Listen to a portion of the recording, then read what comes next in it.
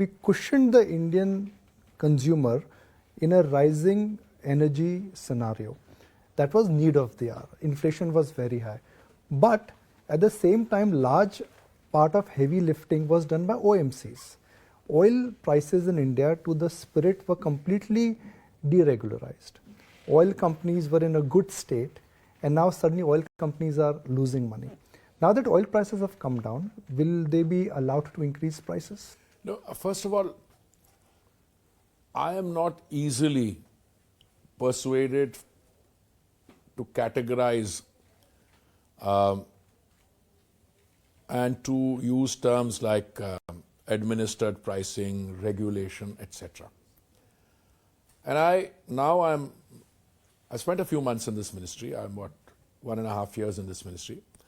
I can tell you that a more worthwhile and a more productive line of inquiry would be to start by saying OMCs are also good corporate citizens. Yes.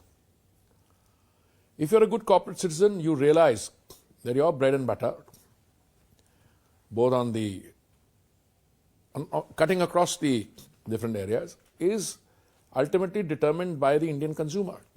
So if you insulate the consumer and you provide a certain cushion of affordability, you are the gainer in the long run. And I think there is a certain sense of maturity which, if displayed, so that the government and the others rally around. I mean, you know, when gas prices shot through the roof, it was evident to everybody that the oil companies had taken a big hit. So they asked for compensation. I think the demand for compensation, if memory serves me right, was 28,000 crores. And then the finance ministry and all of us sat down and they said they have a point. So we gave them 22,000 crores. So it's not as if they were not. But any suggestion that they get up in the morning and ask me or someone else in the government, kya price kam kar dein, badha dein? So I say it doesn't work like that. I was participating in a debate with another eminent anchor like yourself, and I was asked, so अब चुनाव खत्म हो गया है, अब तो दाम बढ़ने शुरू हो जाएंगे. तो I responded in a slightly different way. मैंने कहा हमारी देश की ऐसी विशेषता है कि हमारे यहाँ चुनाव तो 12 महीने 5 साल होते रहते हैं, एक चुनाव खत्म हुआ, ऐसा नहीं होता. Hard truth, which I can tell you, is that when oil prices went up very high, there was what is called under recovery.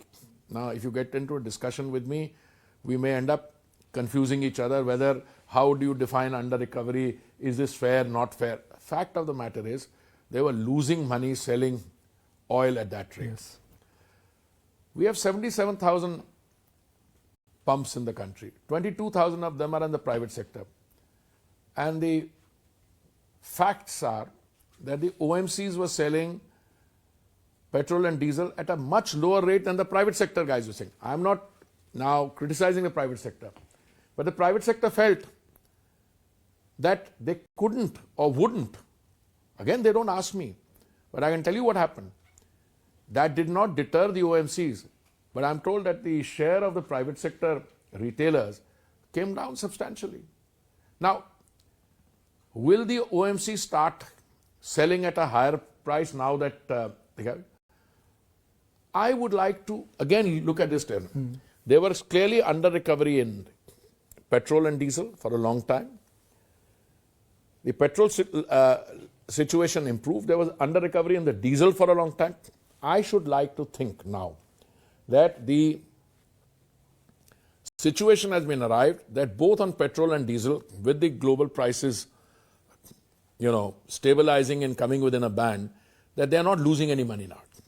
Which means at some stage they will come to you. I know them. I mean, they're very active and robust demanders also. They will come to us and say, "Dekhiye, hamare 6 mahine mein itna nuksan ho gaya, kuch aap kariye," etc. But it's done in a healthy environment where the country's economic growth is something that, they factor in. Because they're also very clear. If the economy grows as it is growing, even your most conservative estimates, whether they're coming from the International Monetary Fund, are also saying you're going to grow at nearly 7% or so. So I think they have behaved in a mature manner as good corporate entities. And in the coming months, they will exercise judgment. And we on our part will also be able to, devise ecosystems and divide an environment in which everybody is the gainer. So you have to keep on balancing this whole inflationary bump up which happened because of high energy price and the importance of OMC and the financial viability of OMC and the existence of OMC. Well, 100%. But why talk of our OMCs? And can I share with you a comment I made to one of the leaders in this industry, whom I met a few months ago? And I said to this gentleman, who was a very respected person, I said, look, energy, whether it is crude or anything else, this is a national sovereign asset. You're a sovereign entity. You can decide, A, whether you want to sell it or you want to preserve it. When the market is higher, you decide. But let me tell you, during the pandemic, all countries, as in all countries, put stimulus packages into their economy. In one particular case, a very large economy, the stimulus package was $20 trillion. I said, look, you've got this stimulus already chasing the same set of goods and services.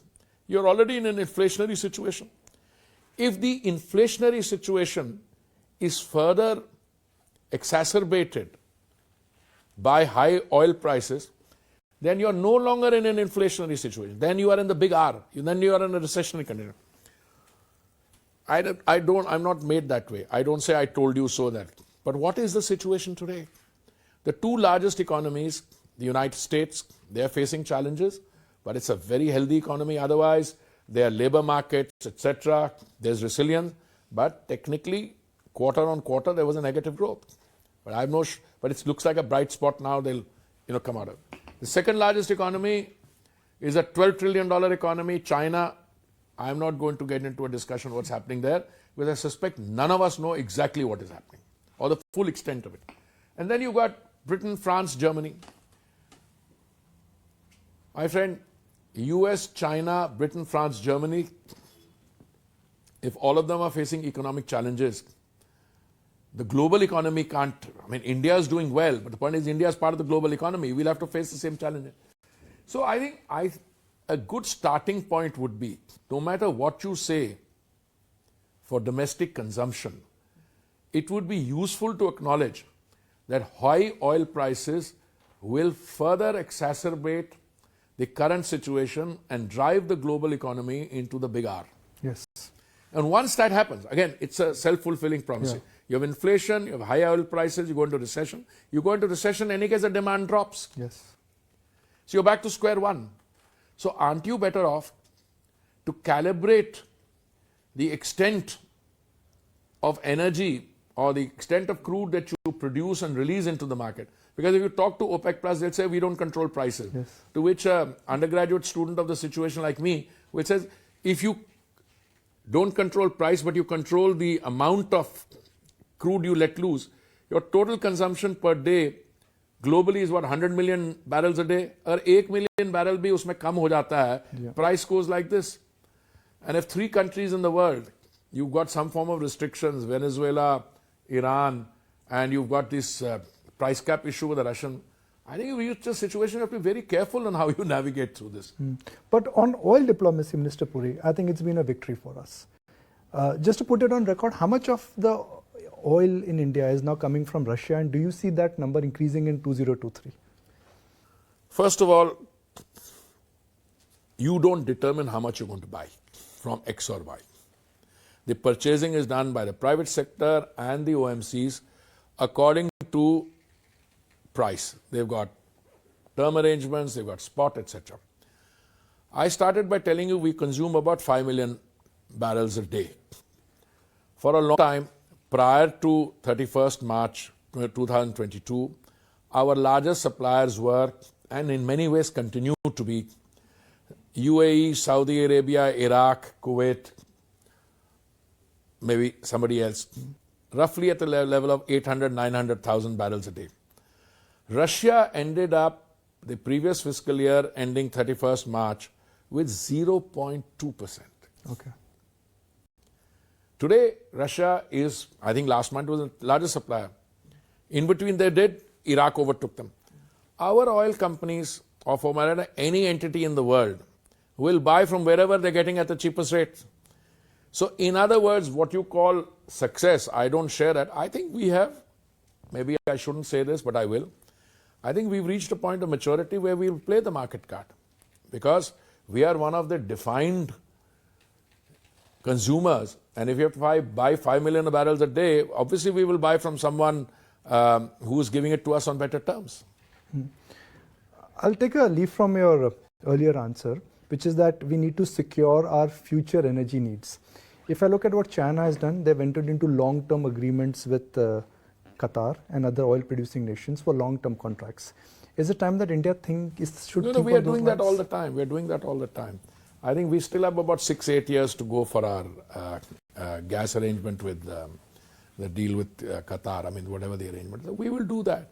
But you know, long-term agreements, as in really long-term, they have their pluses and minuses also.